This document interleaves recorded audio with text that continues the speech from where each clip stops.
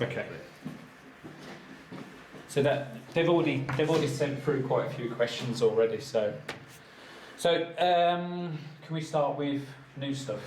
Yes. It seems like everyone's asking about new stuff. Okay. So what can you say about new tracks? Remember, not everyone was at Manchester last night. Yeah. Um, Do you mean new tracks in the set or just new tracks in general? let's go through in the set first. Okay. Or unless you don't want to talk about that before. That's tonight. fine. Yeah. That's fine. We've got 2 new tracks in the set at the moment. Both very new, really, aren't they? Within the last month or so. And you know. Copenhagen as well, which is like Yeah. new. That's as well, old news now. Yeah. But yeah, so that's three new tracks, really. Yeah, if you include Copenhagen. One was only sort of half written this week as well. We had a bit of it from a couple of weeks ago, and then wrote the second part of it. Can you say what they're called? They are PHUK. Yeah. That's what I call it. You know, with dots in between, probably. Yeah, before 9 o'clock. Yeah. And the other one is Tiny Foldable Cities. And can you say why they're called those tracks? I'm always intrigued about stuff like this. Organically named those ones just over time. Why is Tiny Foldable Cities? Tiny Foldable Cities is a title that I've been waiting for the right track for. Do you know what I mean? It's been sat there. I can't even remember where it came from, but it was something that I just thought, that's the name of the track. And then this track came along and it's like, that's Tiny Foldable Cities. Yeah. Do you know what I mean?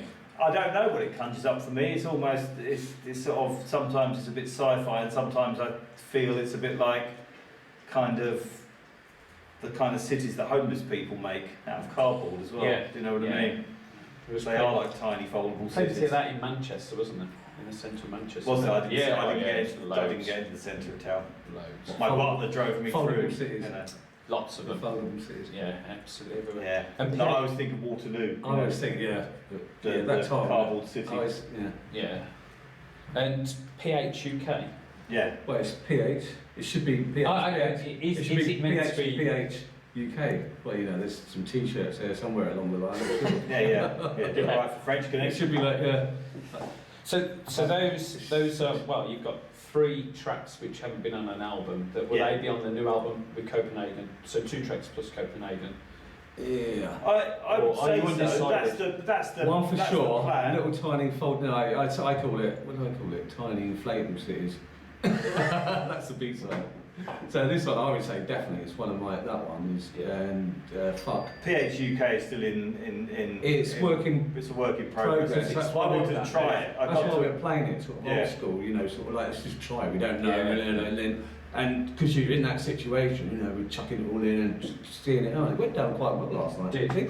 Yeah. Did you really? Yeah. Yeah, so Did it go down well? Did it? people that I spoke to had loads of good positive vibes. And I'm Well, pretty both sure. the tracks. Yeah, both Oh, tracks. okay, Yeah. cool. And I'm sure that if people are on there, they'll probably give thumbs up and all that. There's a heart coming in already. So a delayed heart. I can't look at that. I can't. No, I'm not looking at that. I want to read the questions. Yeah, so I mean, some of the questions I wrote down. So again, new album, kind of expectation. Is it very beginning of writing? Are you halfway At through? least halfway through. Right, I yeah, reckon. well, yeah. At least. And have you got a map? So we've got No map. No map. No map this time. Yeah. Although it might be helpful at this point to have a map, because actually when we had the wonky map, we kind of had some of those tracks written already then, and kind of you could spot them on the map and then fill in the gaps, which we could do now, and it might be That sort of interesting place, aren't we, really? to draw a little sort of sketch for each song and start laying them out and see how they feel. We've Do you got know, an ideal for a title. Are we talking about that now, or just keep that secret? No, So we will have a title. a title and a cover and everything sorted already. Oh really? Wow, that is planning That's ahead. not, yeah. You let that out. But I didn't show them the cover or give them the title. You know? The map. Can we just talk about the map from Wonky? Because I have no clue what it's all about, and I'm not too sure if there's people out there that did. That's my mobile phone. Mine as well. It's a bit like a flow diagram. It's a bit like a flow diagram, like like you imagine a DJ set or look at an album as a old school, I suppose. Because most people put things on shuffle now any day. But the idea of what track runs into how the overall thing, and we were doing that because trying to fit into live tracks as well, wasn't it? That was a bit of an idea at the beginning as well, wasn't it? For the When we were talking about wonky, yeah, we were just trying to write stuff that would be good to play live. Oh yeah, okay. Yeah. For a comeback. Okay, so it's half done. Most likely next year. For yeah, sure. next year, Definitely next year. I would say most it's sort of nothing definite, is it? But 80%. Because I noticed you've already got 2 festivals booked next year. Yeah. Is that going to be at next year's festivals, or are you considering doing a live tour after the album comes out? Maybe. There's nothing written in stone yet. We won't know. At the moment, it could. It's bound to happen at some point. We've got loads of ideas for a kind of production. There's hints of it appearing tonight, but it's not fully formed. The plans for the next kind of production. Okay. So it's nice to try out these 2 shows because we've just been doing, since we've got back together, we've just been doing festivals, and your own show is very different. Obviously, it's your fans that come here. So now we've pumped up the production and got more, trying out ideas to more of a production for our own shows. So far next year we're looking at festivals. So far, aren't we? And I'm not saying which ones. I can't. I know. I don't know which ones. I don't know which ones have been announced or not. Yeah. So that's the angle we're going for, though. Anyway, we're going for more festivals, and then finish off this album, then think about the 30th anniversary, and then the year after, and think about stuff for that, and then carry on writing, and think about maybe doing an album for that year as well, because it'd be quite good. But that could take any sort of form. Yeah. That's going to be. It'd be nice to sit back and have a bit of time to think about what's going to be. Really special about that. And the 30th anniversary, which is obviously not next year, the year after. Yeah, 2019, Obviously we'll survive up to that point, no doubt. Yeah, we're not splitting up again. That's really what you say. There's loads of things you can do for the 30th. I know, yeah. There are a lot of things, a lot of irons in the fire for that. Yeah. Yeah, so we do finishing off this album, really sort of waiting on that. Yeah. I'd like to have another album for 2019. Yeah. Oh, okay. Yeah, so that's something new as well. So 2 albums. So, one of the questions that was asked earlier was around the 30th anniversary and talking about maybe a live Insides or a live Brown album or something like that. And you've not thought about that's a very popular thing to do. We haven't started thinking about that kind of thing. I wouldn't say no. I'm not saying no to it, but we haven't got to a point where we're going, why don't we do that? It's not happened yet. Yeah, I saw Simple Minds do New Gold Dream. How was that? That was really good because it's a good album. Yeah, exactly. It's a good album. It's got to be a good album. Definitely. This is the problem, isn't it? Can be. You should be alright. You should be okay. Okay, so I think that's all about the album's live experience. So, a few people are talking about the live experience now versus 2 years ago or versus 4 years ago. So, how have things changed? Because I know your equipment's changed. How do you deal with the live experience with your equipment at the moment? I think it's kind of the same as it always has been in lots of ways. The equipment always changes. Yeah. Synths get smaller, which is interesting. When 10, 15 years ago, if you want a Duty 6, you have to have something that big. Whereas now you can get a Prophet 6 that's this big, but it's the same. Internally, it's the same kind of machine, so which is great.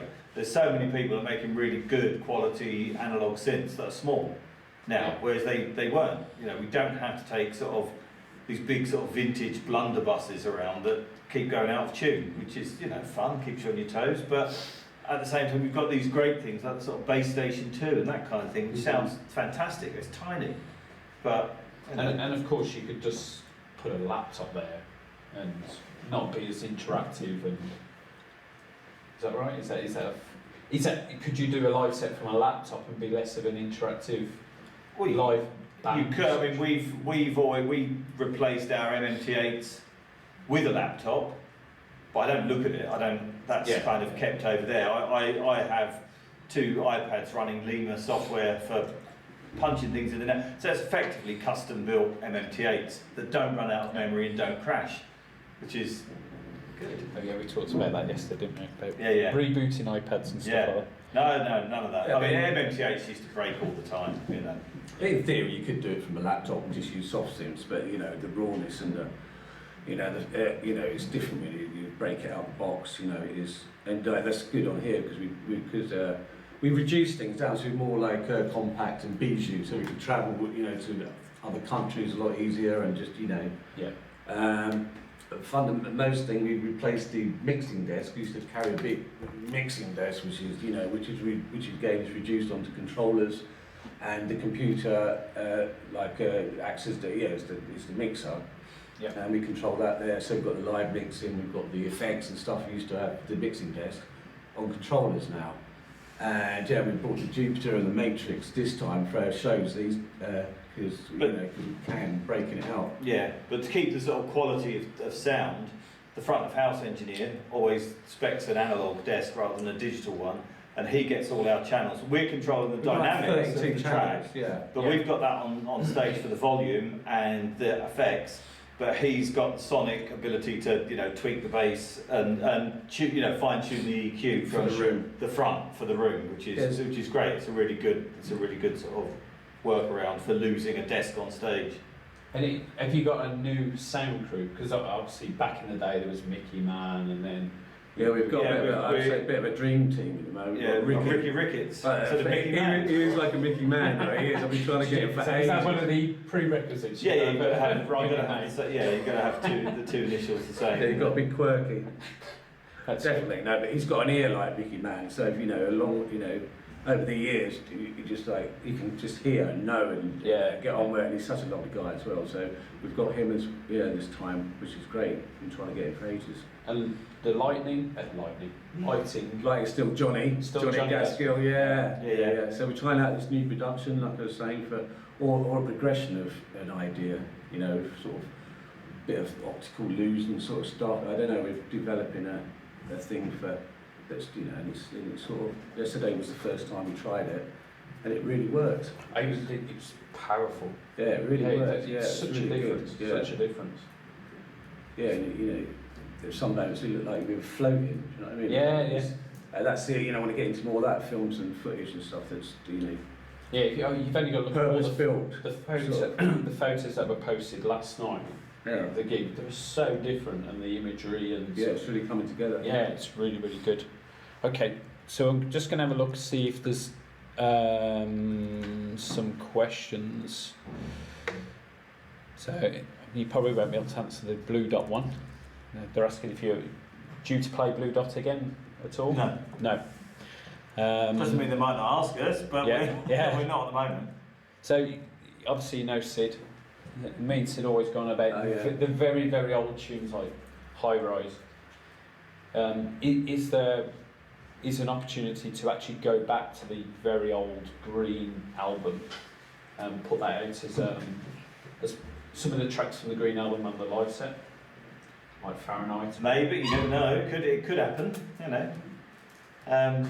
He's always done. You know, no plans at the minute. We're not planning. I'm not. You know, we're thinking about a new album rather than a new set. Once the new set comes along, it's funny though. Things like High Rise, DJ'd that recently, and it sounded nice. You know, in Dublin. Yeah. So it's kind of like, you know, hey. We DJ'd a lot of the older stuff, like. I think it's cracking. The old stuff. I mean, I like all of it, but the old stuff is real classic. Yes, some of the more obscure stuff is actually good. Yeah. And tried it out. Yeah, Dublin after show after that it was good. Went down really well. That's good. Some other questions. So everyone I think is asking, when are you going to play and the name of their town or city. So it might be worth just saying how tours or festival appearances happen. You know, how do people get Orbital in their sit in? I don't know. There has to. We don't choose. No. You get invited to a place. So unless, say, you know, Stoke-on-Trent, there's someone there, a promoter wants you to play there, you don't play there. It's as simple as that. We don't pick where we play, do we? Unless you book a tour. Yeah, you book a tour. No, but we don't pick. The promoter picks which cities. Yeah, it's sort of planned on a tour. Yeah, it's not us that pick them, though. No, it's not.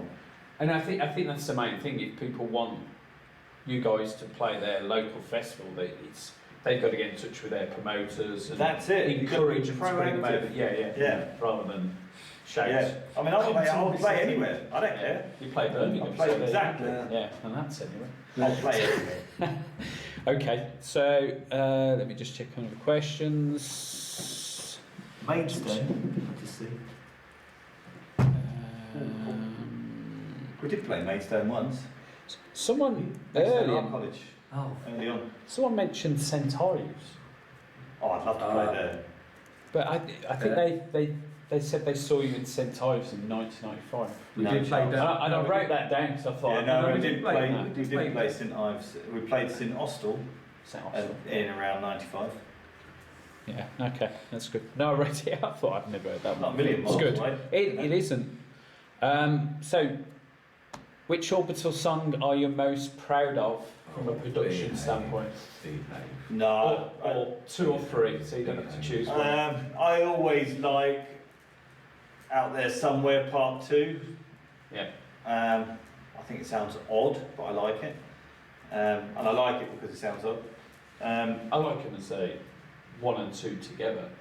I think right. you can't listen to one without listening to one and two. Yeah. Okay. Yeah. But no, I do like part 1 as well. Yeah. But it's the right order. You need to hear part 1 for then part 2. I wouldn't do it the other way around. Yeah. What else? It's hard to pick. Yeah, no, I haven't really got a favourite. You're always striving to do better anyway, do you know what I mean? Yeah. So you go, which is the driving force of it, I think it's a bit of a cop-out answer, but, it's I was going to say last week, but probably would listen to it. But, why did I say that? No, it was all right, wasn't it? Yeah. Favourite cheese? Favourite cheese? Oh, no, you came to the right man. Yeah, well. Not even Wensleydale. There's too many choices. I like too many of them, I like Gouda, thin slices of Gouda on toast in the morning. Oh, right, okay. But I do like a good blue cheese. I like Cambozola. German blue brie, nice. What else? Cheese there's something else. There's a French one that I like. Someone might come up with the name. There's a French one that I like. You seem to buy in little halves that's kind of got an orange rind. Okay. It's on the edge. Sometimes you smell it and you're like, but it tastes divine. That and a bit of red wine, keep you going all night. Phil? I don't know. I'm not really into cheese that much. I like the Swiss cheese better. Blue. Yeah. Swiss. For you? Swiss, yeah, I like Swiss. Okay. What else we got? There's lots of people you're doing the live CDs, the live vinyl.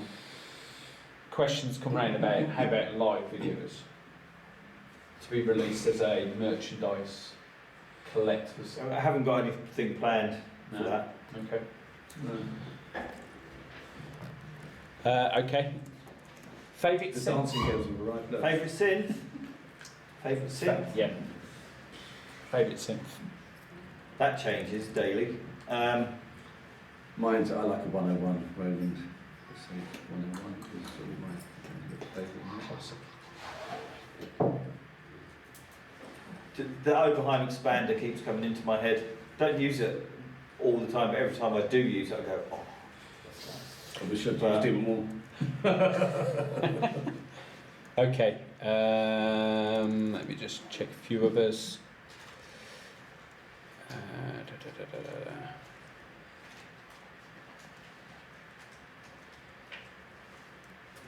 Shout if you see one that comes out. What's that about what in Brighton do you like best? If it was a pub, then it's the basket makers. Which pier in Brighton do you like best? You know, we don't really have many choices of pier anymore. You know, The ones there's Brumble, doesn't it? So yeah, there's that was old Victorian one. yeah. I don't like Brighton Pier. Give me Eastbourne Pier any day. They've just put up this really garish Brighton Pier sign as well, like lighty up thing. I don't know how they got past that. Classy. Fucking well classy, not. I do like a trip on the ghost train though in Brighton. Right, okay. Is that on the pier? Yeah. Yeah, right, okay. I hope it's Brighton. Always makes me think of Brighton Rock. See, Brighton just reminds me of Quadrophenia. That's all I can see. Yeah. And every time I walk around the streets, I just see all the mods coming across all the Yeah. rockers. Yeah. Do you go down the alleyway? Yes, You know, I've been down everyone there. knows, Yeah, I've been down there. Yeah, on my own. Yeah. So, another question. So, a lot of them were talking about the video diaries, right? And you know, this guy James has just mentioned about, are you going to document the making of the new one? Now, I already know half the answer to this one because we talked about this. We've already done loads of the new one already. I would like to. I just don't seem to get round to it for some reason. I don't know why. I quite enjoyed that. You know me. I quite like a Friday jam as well. It's that sort of, it's nearly beer o'clock. Quick, I'm enjoying this. Just video it and just throw it out there. This is what I'm doing. You know, I think we should do that, but we haven't for some reason. And I guess, maybe we should. And on the flip side, it's kind of showing your cards a little bit to begin with. Maybe that's but you know, when you record something on a phone, you've got the bad quality, but I quite like the sound on an iPhone. It's got a weird kind of crunchy, exciting compression to it, so it gives people a taste of something without actually giving it to them properly. So, you know, it's just a little it's like, oh yeah, what's that then? You know, yeah, I like doing that. Oh, that's good. I should do more. Right. So this is a good question. So Barry's talking about how do you know when to stop with a track? So, you know, when do you let go and say, that's it, I'm done? That's a really difficult thing, isn't it? Well, I think that's probably the hardest part of composition. Yeah. Everyone can start. Everyone knows how to start a track. That's easy, starting music. But knowing when it's finished or how to stop. Yeah. I see people drive themselves mad with sort of writing an album and then tweaking it for 5 years, and then they sort of play you what they've done 2 years later. It's like, that's not even the same album. What happened? You know, and it's, that is that track. No, it's not really though, is it? No. You had a really good track then. You know, this is all right, but you know, it's like some people kind of seem to mix up a new composition with the thing of you know. So, well, this is what I've got, but I haven't tried this, and this. So I can't finish it until I've tried all of those different things. So, well, why don't you turn those other things you're talking about into a new track? That's what it is, you know. Yeah, and build on it. And I think it's just kind of trying to have the vision to know, well, no, this is what I was doing. That's what it did, gut feeling, here it is. I think that's finished. And what we've been doing recently is we try and do stuff very quickly, don't we? And then we go, right, put it aside. Yeah. Maybe don't even listen to it. Do something else for a couple of days. Then you can go back to it and kind of... and when you tweak then, you kind of tweak with fresh ears, and it's kind of like, clear, that's so obvious. That is kind of detached from it. You can kind of go, you know, spend an afternoon just fixing something, and then tuck it aside again. Once you start procrastinating and going, but what if, I'm not sure, put it away again, you know. So how does your writing work between you two? It's like, hold on, we have like something for the weekend mix, which is what? So like, you know, like Paul will like quickly, we've got like loads of bits and pieces, Paul will do a quick sort of, and I think because it's impulsive and off the cuff, sort of, you're not thinking about it too much, arrangement. And there was this one that, what is it, I always get the title wrong now, anyway, you know the cities one. Tiny foldable cities. Tiny, little inflatable cities, anyway. Like that is this chucked in something for the weekend sort of mix. Yeah. And I really like the quirk. It just go, you know. Yeah, but that's the good thing about it, isn't it? When you do that, so I can't fault Kind that of because I've heard it. spontaneous. Yeah, I really enjoy the way it is. Yeah. And anything different would be different, but I like it. It's not broken at the moment. Do you know what I mean? If it's broken, and then if it is broken, you tend to then try and fix it, and you can go drive yourself mad, but you do turn. You're trying to make it into something else, and it becomes something. You know when to stop. You don't. You Starts changing too Yeah. much, doesn't it? Yeah. Okay. So let's see if there's any more. Let me just check time. Talked about synths. So there's two questions around Belfast and Belfunk. So we might as well pull them out. So. Why is Belfast called Belfast? I think there's a good story behind this, isn't it? because we got invited by David Holmes to go and play in Belfast in probably 1990, wasn't it? I think it was. Yeah. Very early. Mm-hmm. And I asked him recently, I was talking to him, I said, how did you, because he'd just run my mum's house where I lived at the time. And I answered the phone, it was David Holmes, said, I was going to come and play in Belfast. And I remember I said to him, really? You sure they want us to, will they kill us? Or, you know, will people not want us there? You know, he said, oh, that's all right, we'll look after you. He just laughed and gave me one of his dirty laughs. And we went over there and had a brilliant time. And when we were leaving, he said, oh, you got any demo tapes? And just bizarrely, I did happen to have a couple of tracks on a tape, and I gave them to him. And he rang up a couple of weeks later and said, oh, we really love that second track on the tape. We can't stop playing it. And that was the embryonic version of Belfast. And you know, when we were planning that for the EP we were doing at the time, and we said, well, why don't we call it Belfast? Such a nice, lovely track, and we had such a lovely time. Completely different to the experience that sort of British people, you know, from the home counties imagine is what Belfast is going to be like. And, because it was difficult times then as well. It was heavy, really heavy. They took us for a tour down the Falls Road, and you know, we saw all the kind of police stations. Even in London, you know, there was a threat of terrorism, you know, bombs are still going off, weren't they? Going off, and you know, bins weren't allowed because of bombs. You know, we were like, you know, terrorist aware back then, and that's all. And the imagery from Belfast was all about, you know, fucking army over there getting blown and whatever. You know, so it was all horrible, you know, and a beautiful track here and beautiful people, so it was perfect.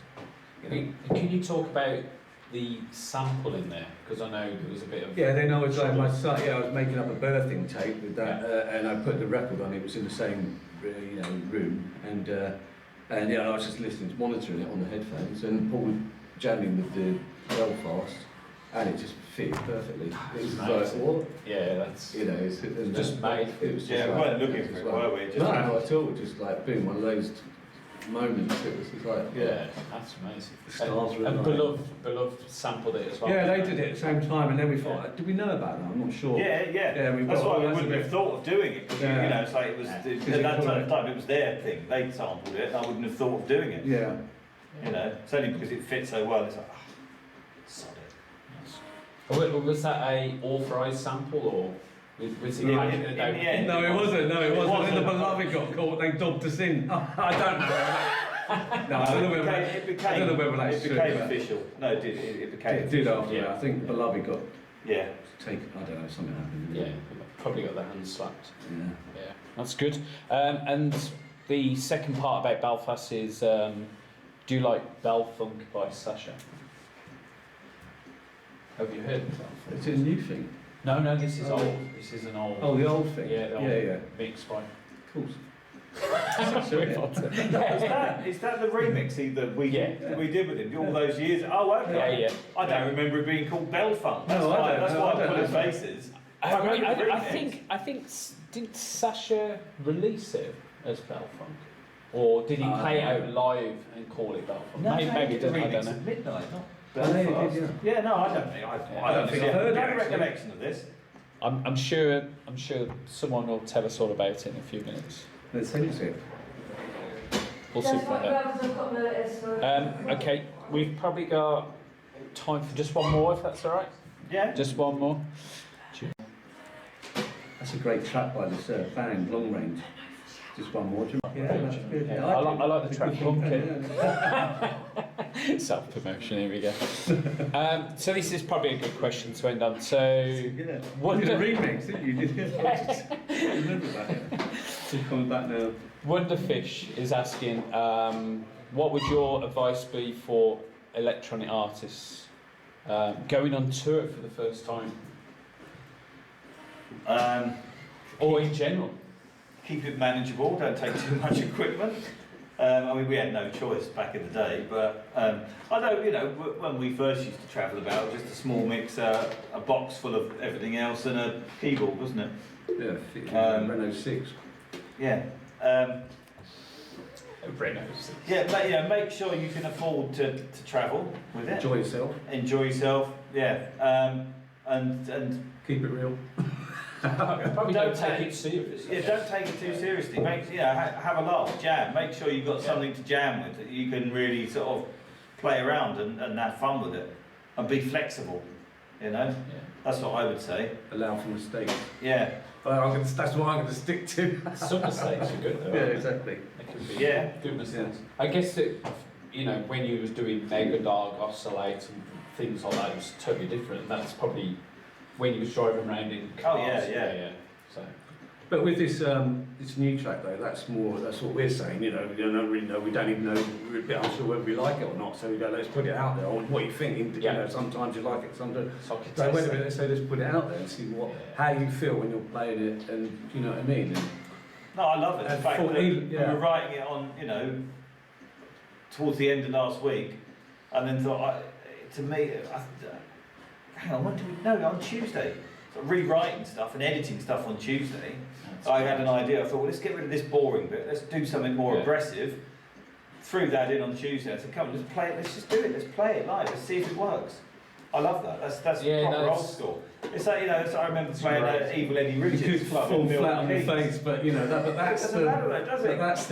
that's the excitement. But we did that. Yeah. We did that in Milton Keynes for playing for Evil Eddie Richards Club, and people just wouldn't. They wanted us to carry on, so we just like had to make stuff up on, you know, like Just combining different things, and we ended up with a sort of prototype version of Omen, and that's. Oh really? And then it was Charles Kosh, the Shaman's manager, came up to us after and said, "Oh, that was great. Whatever you did at the end there, that should be your next single." And that kind of inspired us to think, "Well, I wonder what we could do with that," you know. And that's just from jamming around it, you know. It's good. Yeah. More jamming then. Right, I think we probably should wrap because it's 6 o'clock. It's time for the pub. Thanks very much for Time for the pub, did you say? Yeah. For him, not for us. But there is a meetup. Yeah. Which pub are you going to? This is terrible. I can't remember which one it is. Is it the Blue Anchor? No. Someone on the Did you chat not tell get me the where memo? it is. Did you not get the memo? I asked around for loads of people to say where should we have this this The pub. Dove? No, it's the Duke of Cornwall. Duke of Cornwall. I didn't know there was one. Yeah, the Duke of Cornwall. So yeah, I'm not drinking that because I'm driving, so I'm just saying being sociable, of course. Okay, thanks guys. Have a good gig. Thank you everyone on the chat as well. It's frozen there, but it's actually working fine on there. Hello. And I'll click on finish